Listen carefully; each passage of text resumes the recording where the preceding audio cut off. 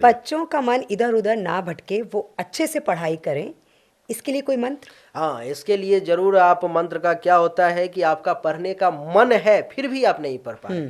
कई बार आपके सामने में किताब है, किताब पर आंखें हैं लेकिन दिमाग कहीं और है, आप उसको कंसंट्रेट नहीं कर पा रहे।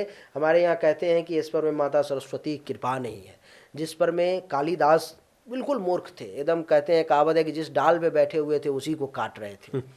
और इससे बड़ा मूर्ख कौन होगा? अगर ये मान लो कि ये पेड़ है और इस पर में अगर मैं बैठा हूँ, इस साइड से बैठा हूँ और यहाँ से इसको मैं कट कर रहा हूँ तो जब ही वो कटेगा तो मैं गिर जाऊंगा। कालिदास इतने बड़े मूर्ख थे।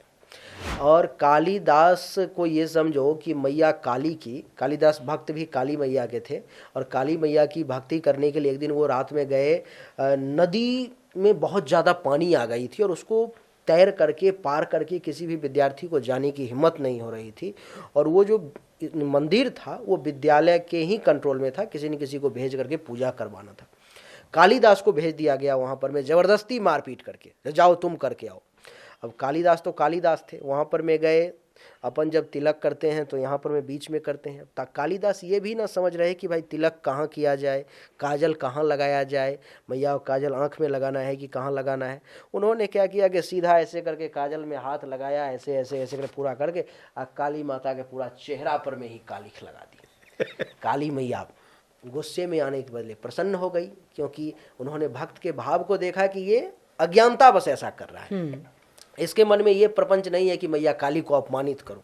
काली मैया प्रसन्न हो गई, और काली हो, दुर्गा हो, सरस्वती हो, ये सब एक एक रूप अलग अलग हैं, बाकी है एक शक्ति ही है ये। प्रसन्न हो गई, उन्होंने उसे वरदान दे दिया कि जाओ, जितना भी आज रात भर में तुम किताब उल्टा लोगे, जितने भी किताब के पन्नों को आज तुम पलट दोगे, वो सारा का सारा तुम्हें याद हो जाएगा।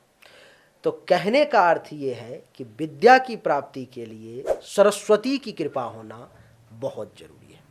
सरस्वती के लिए मंत्र एक छोटा सा है जो मैं आपको बता देता हूं, क्योंकि बड़ा मंत्र बताऊंगा तो विद्यार्थी करेंगे भी नहीं। तो छोटा सा मंत्र है ओम ऐंग ओम, ओम ऐंग ओम। इस मंत्र का अगर आप 5 बार भी दैनिक तौर पर में जाप कर लेते, इस मंत्र का प्रयोग मैंने अपने ऊपर में किया है कई बार एग्जाम के टाइम में। 2 महीना 3 महीना जब एग्जाम का बचता था, पहले पढ़ा नहीं, ध्यान नहीं पढ़ने का, अब आया कि भाई पढ़ूंगा नहीं तो फेल कर जाऊंगा, तो इस मंत्र का प्रयोग किया और पढ़ना शुरू किया। भगवान की कृपा रही, कभी भी 80-85% से कम नंबर नहीं आई, बढ़िया ही मिला जुला करके ठीक रहा। तो आप भी अगर इस मंत्र का प्रयोग करोगे, इस मंत्र को लगभग मैंने हजारों विद्यार्थी को दिए हैं।